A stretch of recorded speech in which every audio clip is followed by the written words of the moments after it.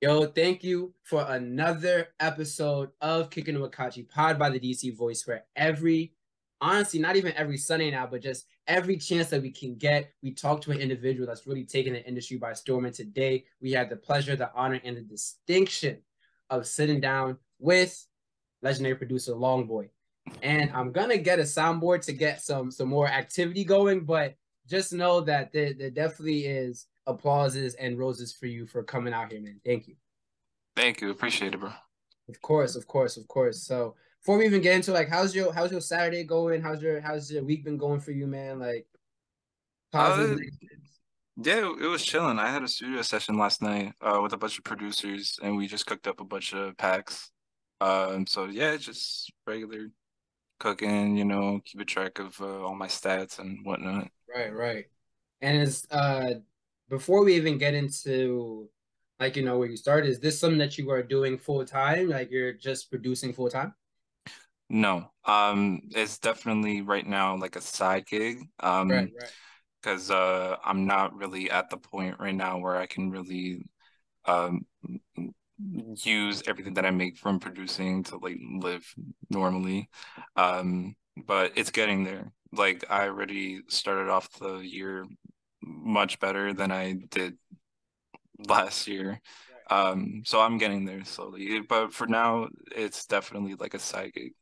right, right. And I definitely want to get into that dynamic as well because I feel like a lot of creatives coming up can definitely attest to that and where it starts out as a side gig, but has that passion, has that intent, has that drive behind it to eventually and definitely get to that full-time profession. So before we even get into that though, what made you want to get into production? What made you want to sort of play around with sampling and different genres of music and also genre blending of music? Well, when I was 11, I really got into like dubstep and Skrillex. Yeah, yeah, yeah. Skrillex is like by far my favorite, not even just producer, like he's a Right, yeah, yeah. world-renowned artist and musician, and I like all of grade six and seven. All I did was listen to Skrillex, Right. and I really, really got into that. And then I started kind of like getting more into like it's kind of a cliche when you start as a producer, like, oh yeah, I wanted to be like a DJ, but that's kind of what it was.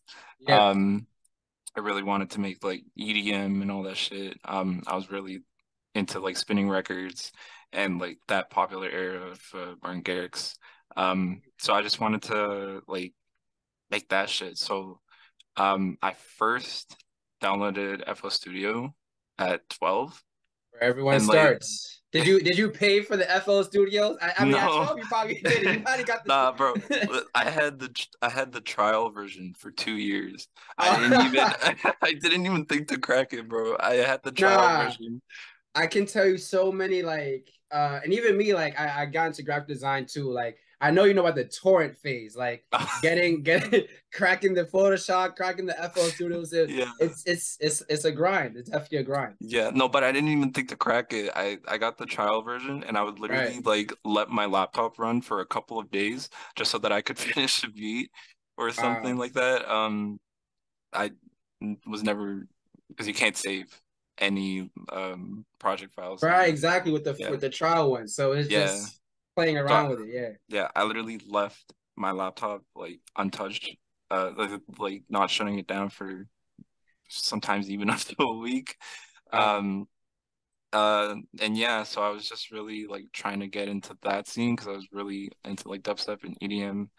Um, but I felt like it was very hard to get into that scene, like producer wise, because there's a lot of plugins that are out now that weren't really there at the time. You have shit like Serum. I think it's more like new. I don't know if it was really around like the 2014, 2015. Right, right, right. It probably Yeah, you was, really but had yeah, to you really had to hit your beat yeah, pad and get it out yeah, the yeah. mud early on. There's Yeah. more. It was more difficult. Right. So yeah, I like spent like a year or two just like trying to figure out FL, and then just trying to like make something from it. And then when I started high school, that's when I got into rap and I got into like the early like SoundCloud era, and that's when I started making like actual hip hop beats and rap beats. Um, which again, it was more like a hobby rather than taking it seriously. But gradually, like throughout high school, I would just like make beats for fun. Right, right. Um, Play around with it. Right, yeah, and just like fuck around with it type shit. Um, So it was really grungy and it was really like a lot of like X type beats and Lil Peep type beats. I was really right, into right. like the come up of the SoundCloud era.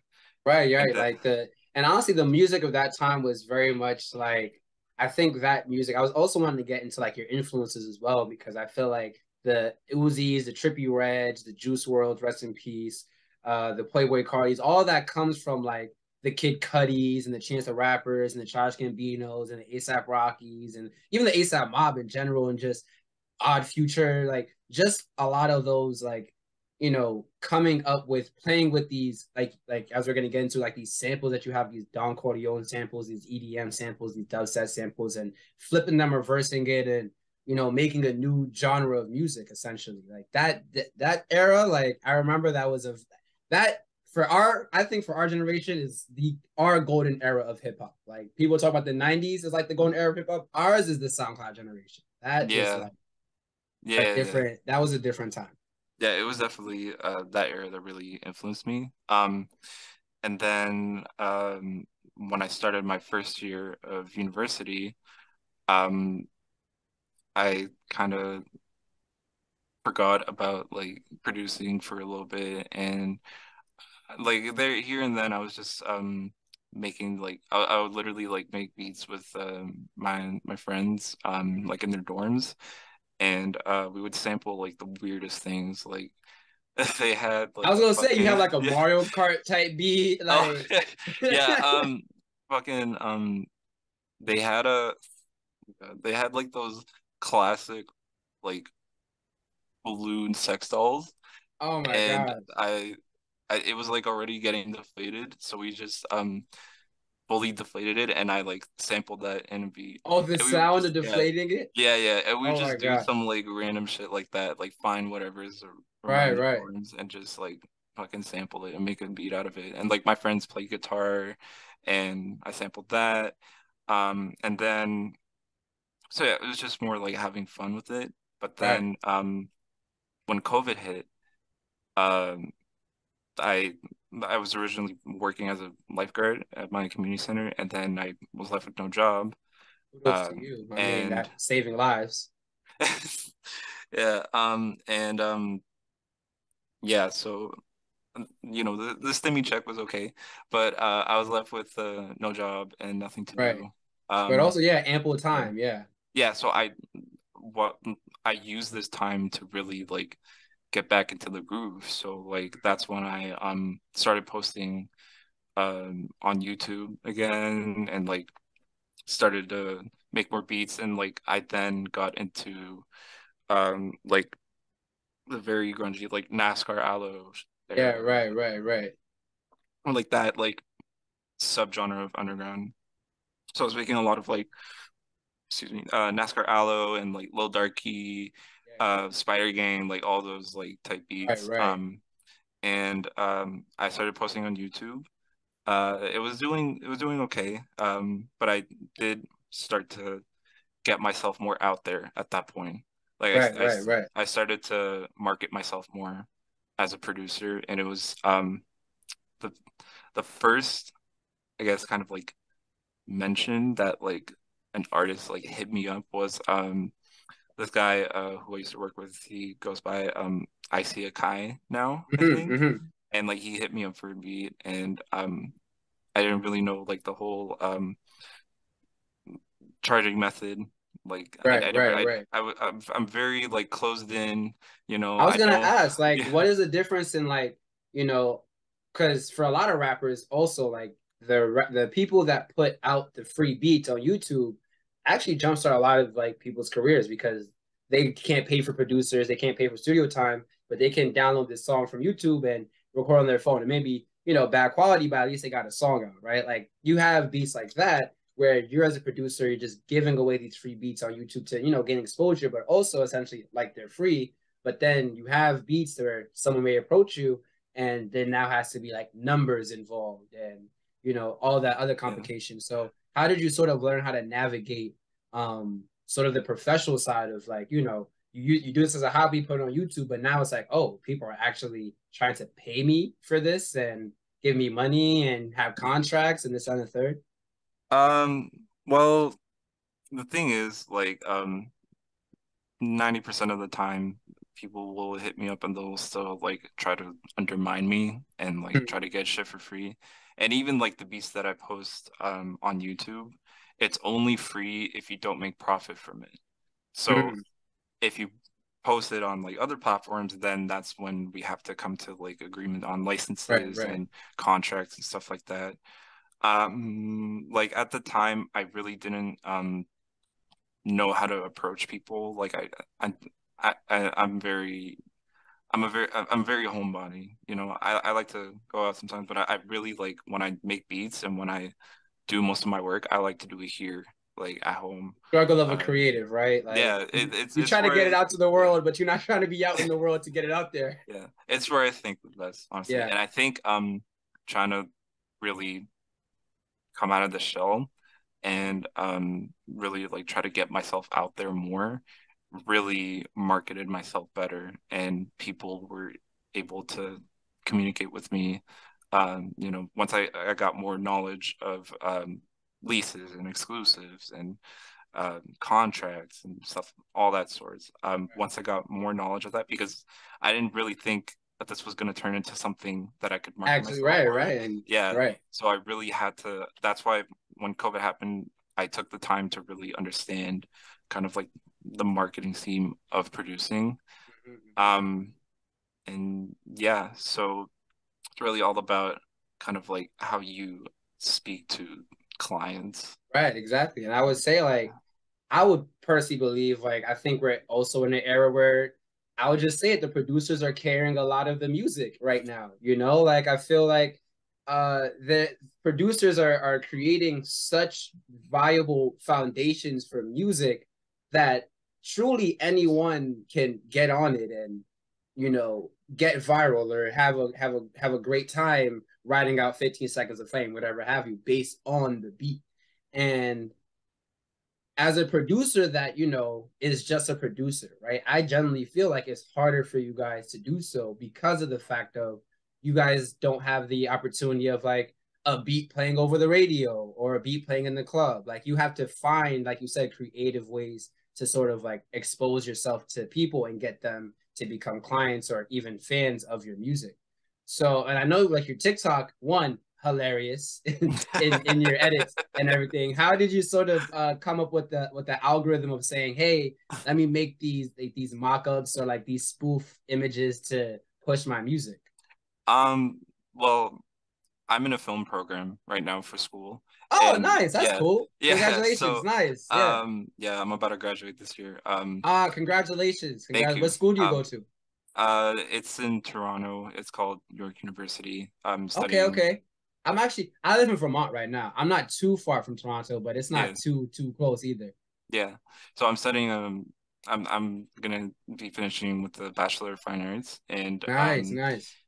film is something it's kind of like something as a backup, Right. because I also like love film and I love editing, and like for a chunk of time before getting into producing, I was really heavy with like using Adobe products and like Premiere and After Effects and learning how to edit and stuff like that. So making all these spoofs is like really just me It's hilarious. in the least like My favorite one is the DJ Khaled one because like you timed it so yeah. good to the Yeah, but I didn't I can't take credit for like the idea of these spoofs. It's right, already right. been a whole thing, and one of my boys, Duffy, he popularized it kind of a bit with the whole like using Dom Corleo Yeah, yeah. type beats with these spoofs. But yeah, I just figured, I had to really you really have to use every like social media, every website that's offered to you to market yourself, and you just got to find funny and creative ways to kind of get more attraction. And I think the whole like TikTok thing it surprisingly did kind of well, you know. Right. I feel like people like I think because I'm 24 now. And like for Mhm. me, Vine was very easy to understand. 6 seconds, do your thing. But TikTok has so many layers and so many things. And granted, I feel genuinely like I'm too old for TikTok, right? But then, like you said, like you do things on TikTok and they it kind of just runs itself, essentially. Like it performs remarkably well as compared to other like social medias, to be honest. Yeah, I mean, it's also um, I guess like the thing that I was worried about is that there's so many TikToks. Like Right, right, right. it's the same with type beats, there's Right, like right, so right. many type beats and you really just gotta like find a way to really put yourself like um aside from like all the generalization of Right, TikTok or exactly. YouTube. But yeah.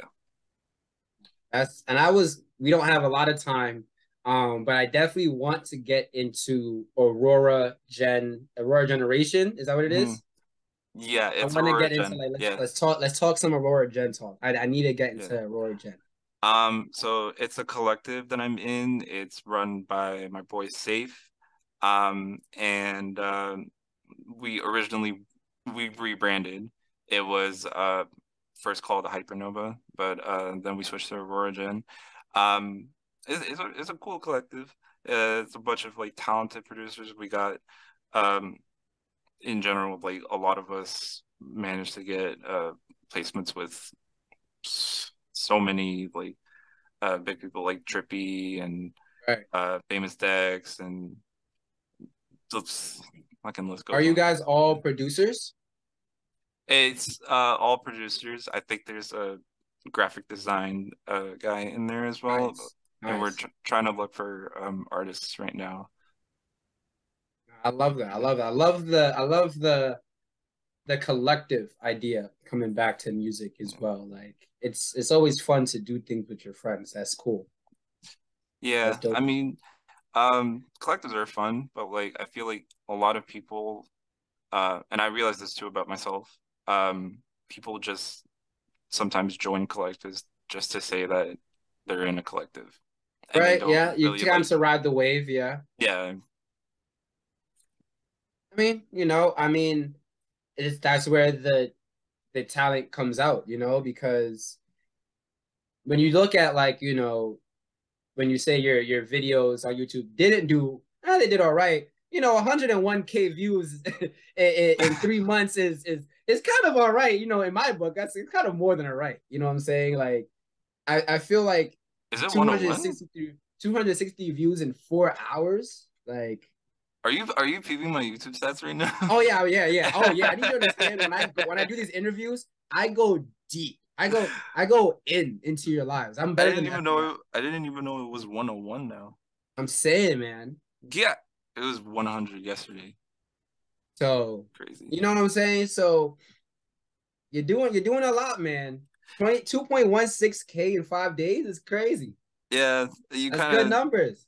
kind of get into the groove once you have um it's really like it's that one beat, Yeah. that just pushes everything, and then you really gotta again find a way to disassociate yourself from like gonna type beats, which is probably like millions of those type beats, and do something else. Like the underground is very popular and it has a smaller audience, so more people are gonna go to the beat with a smaller audience, but at least it's there rather than you know people with like and again, like there's nothing wrong with posting gun type beats or future type beats.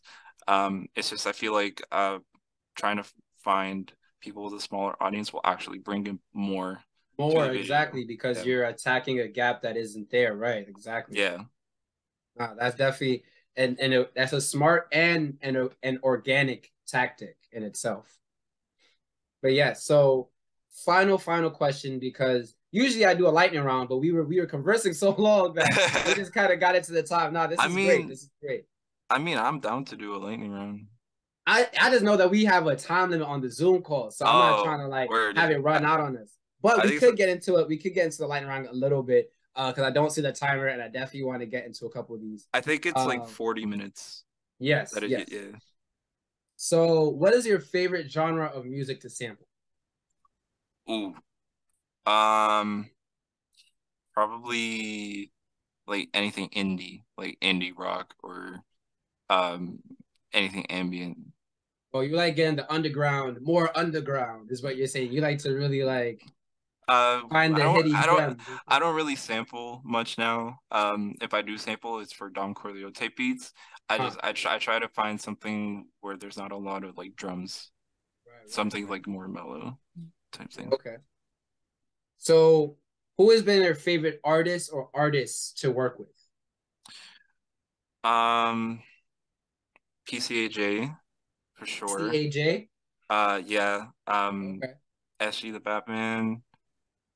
Um, a lot of the placements I got is more like through other producers, but my boy Osa from Saskatchewan.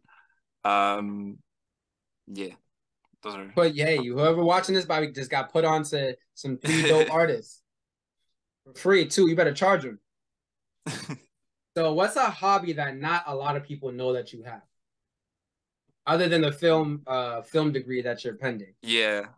Ooh. Um,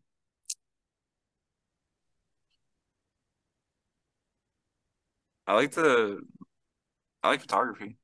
I like You like photography? yeah. Okay, okay. I have a cool little camera. Sometimes I like to Where do you go out and take usually pictures. shoot? I mean, I bet Toronto is real pretty to shoot at. Yeah. Nah. Really? I mean, I like to I've used it mainly to like take pictures at shows. Okay, okay. Yeah, like underground punk shows type shit. So, how do you unwind and center yourself amidst all the pending bachelor's degree while also having thousands of views on YouTube for music and working with collectives? How do I unwind? I don't really like it's really producing like it's just so much fun that I don't Right. like to It's unwind from it. cathartic. It's Yeah. cathartic I'd in say itself. Yeah. that's probably how I unwind from like Right. school and stuff like that. Really. Yeah. No, it's good. It's best when the hobby is not just a hobby that brings you joy, but also brings you Yeah. peace. You know, it doesn't Yeah. stress you out, essentially. I don't play video games. I barely watch anything like Really? You don't watch unless it's cartoons? You fun. watch anime? I don't think I've seen I've seen maybe like two seasons of Attack on Titan, and that's Oh, you've probably only seen two. Oh, I I just I don't know. I can't like that is my homework for you. I think I'm I gonna have started, I was to. just like you. When it first came out, I was like, this makes no sense. I can't watch this. But I watched it in its entirety last year when all the new episodes coming out, and I was like, wow, this is good. Might have to get into anime I'm this saying, year. I'm saying. Yeah.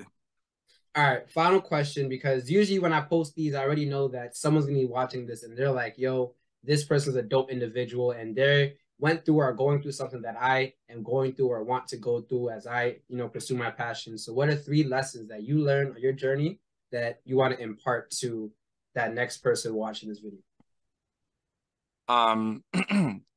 So depending on if you're a producer or even if you're an artist or like a general just in general if you're interested in these things, you have to stay consistent Yeah, and you have to tell yourself that you're gonna do something even if it's like a beat a day.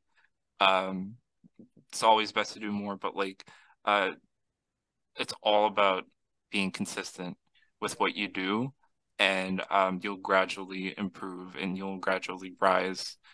So being consistent, be yourself. I know it's very, very common to say that, but like it's way better to approach someone um in a normal way, not trying to like put on a different, not Right, trying to right, right. put As on your a authentic mask. self. Yeah. Like, you know, I guess like in the hip hop and rap community, you always have to like act tough and stuff Right, like that. right. But you know, just remember who raised you. You know, they Yeah. didn't raise you to act a different way. They Right, raised you to exactly. act how they taught you. So Right, act exactly. like that. Um, so consistency, be yourself, and giving up is so easy, but there's always gonna be something in the corner waiting for you. And I've given up so many times, and I'm so glad that I decided to come back. Keep And coming back, right. you just have to keep coming back. Um, Otherwise, you'll never get to what Right, you were looking to do. right, right. No, that's beautiful, man. And like I said, thank you so much for such a dope conversation. And congratulations to all the successes you've already, experienced thus far. I already know that you're in store for a lot more. So kudos to that in the future. And hopefully, definitely, not even hopefully, we're gonna have you on here again sometime in the future, talking again, chopping it up again, kicking it again. I hope so. But and you better have a soundboard. Oh yeah, definitely, definitely. No, you know what I'm saying? I'm gonna have a whole. You're not gonna be the only one leveling up. Don't worry. I'm gonna level up with you too, so the next time you come, it's a little bit more hospitable. I got you. But All right, but yo, thank you, man. Hope you have a great night. Everybody watching this in the future, thank you for checking out this interview. You can check out this interview on our Instagram page at the DC Voice and on YouTube, and check out my boy Longboy on all platforms, and YouTube, and check out his new beat pack that he just released, coming to you honestly any day now. You have any more? You have any closing words for us, Longboy, before we head out of here? um, don't do drugs. Usually they say don't do drugs irresponsibly. That's the thing you got to put at the end of it. Yes, that Got it, got don't it. do drugs But irresponsibly. have a good night, man. I'm out of here.